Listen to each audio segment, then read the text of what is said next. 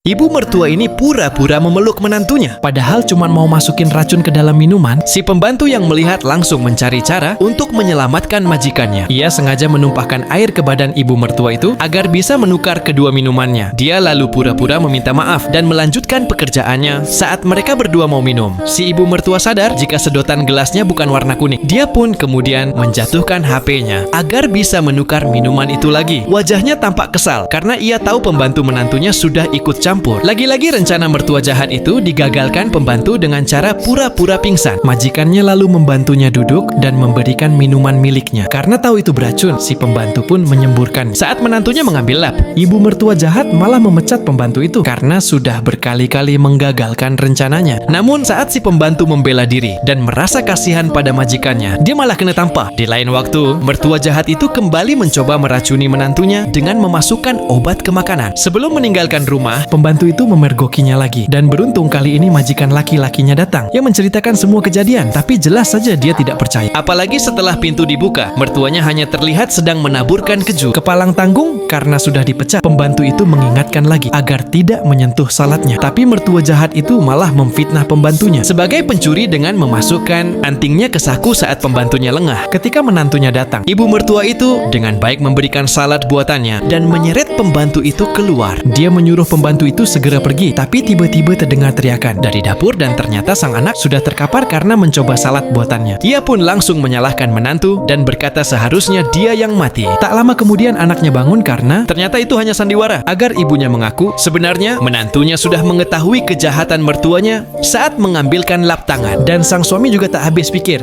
kenapa ibunya setega itu? Alih-alih mengusir pembantu, pria itu akhirnya mengusir ibunya sendiri.